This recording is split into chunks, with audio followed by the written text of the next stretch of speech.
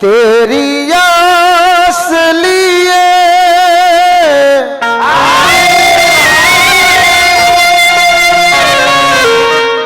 बैठे हैं प्रभु,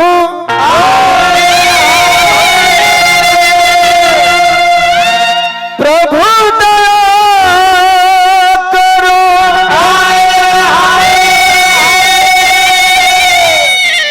प्रभु दया करो,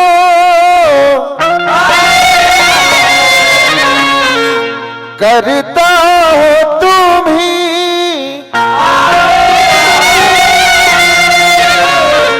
भरता हो तुम ही, प्रभु दया करो, प्रभु दया करो, प्रभु दया करो, प्रभु दया करो, प्रभु दया करो,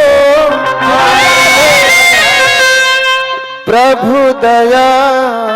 करो। हे राम, हे राम,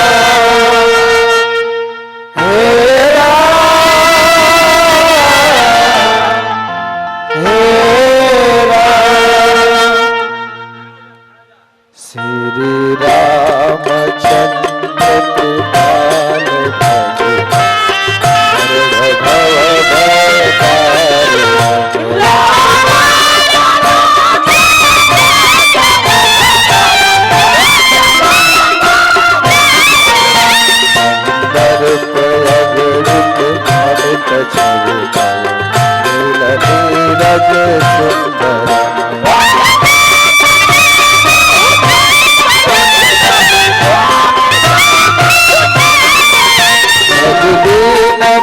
भजे भव सदाना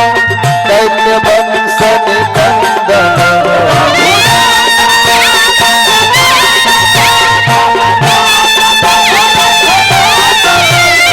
मुकुट कुंडल तिलक चार उदार अंग विभूषण,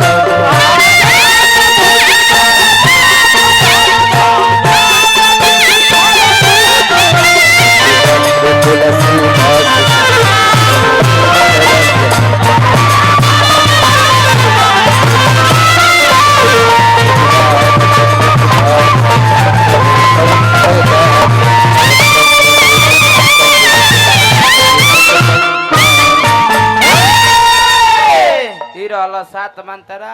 रूपक ताल गौरी श्री राम जी के स्तुति रहे। अच्छा भैया गौर करी, हम कमलेश देहाती आज के जगकर्ता महाराज भोजपुरी संगीत के तमाम रसिक श्रोता समाज के हमरा और से बार बार हार्दिक हार्दिक अभिनंदन स्वागत बंदन बा। एगो हंस के बस में बा, दूध और पानी एक में मिला के देला पर हंस केवल दूध के पान करेला, पानी के छोड़ देला। ओही तरजन भी टूटी हुई अपना घर के बालक समझ के माफ करो सभे। कहे का मतलब जन गलती हुई वो हमरा हिस्सा में आई, जन अच्छा हुई रोआ सबके हिस्सा में जाई। ए पान पवित्र वसुंधरा पर आके रोआ सबके दर्शन पाके आज हमनी के धन्य धन्य हो गए। जा आज जन माता के दिवंगत आत्मा के शांति खाती हमने के जुटल बानी जा। ओ परम पिता परमेश्वर से निहोरा करो कि माई की आत्मा जवना लोक में होके ओ माई की आत्मा लक्ष्मण झूला पर झूला झूले, भगवान विष्णु के चरण में वहां के शरण मिले, बार बार जन्म और बार बार मरण से छुटकारा मिले। यह हम भगवान से कामना करो। स्वागत करम आज के साउंड जे परिचय के मोहताज ने कि हमारा तिवारी बाबा, जेकरा माध्यम से आप सबके बीच में आवाज जाता। स्वागत करम हमने के विजय बाबा। हमरा धुरन काका के शिष्य बानी सादर स्वागत अभिनंदन बा वंदन बा हमनी के मुकेश भैया के स्वागत करब जा बहुत सुंदर गौनिहार हमरा भुटेली राजा उपस्थित बानी सादर स्वागत बा हमनी के भिखारी बाबा बहुत सुंदर व्यास सादर स्वागत अभिनंदन प्रणाम करब हमनी के गार्जियन संजय बाबा जनमानस कीर्तन के बहुत मर्मज्ञ आदमी हमनी के राजेश बाबा बार बार पोलगी आशीर्वाद के कामना करब आई कलकारे मन से भरब हमनी के प्रेम भैया आसमान ठोठा के धरती से बार बार पोलगी करब आदमी हमनी के भोला बाबा गौनिहार के बहुत माने ले जानी ले सादर स्वागत अभिनंदन करब हमनी के गार्जियन अर्जुन भैया पत्रकार महोदय सादर स्वागत अभिनंदन करब चिड़िया मोड़ से हमारा रमेश भैया उपस्थित बानी सबके तहे दिल से स्वागत बा अब चली 7 मंत्रा से सुननी गौरी राग में अब एक बाद एगो 8 मंत्रा के चीज एगो नगमा छोटा सा मंटू बाबा बजाए कार्नेट पर संगत करम इंद्रेश कुमार उर्फ टेंगारी भैया बिंजू पर हमारा मंटू तिवारी बाबा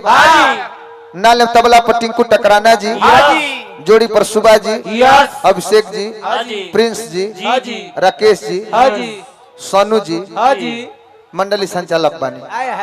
हमारे शिष्य बाने रोशन जी मझौआ निवासी रोहित जी के भी स्वागत बा पुगुल परवाना जी के स्वागत बा साथे साथे हमारा नंद भैया तमाम कैमरामैन सबके स्वागत करते हैं जय हो मैया शारदे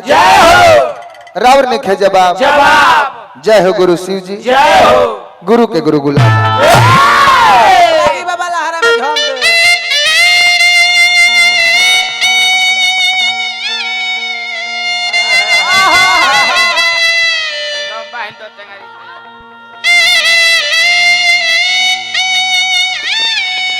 क्या बात है बना रहा भोजपुरिया में अरे जो काढ़ो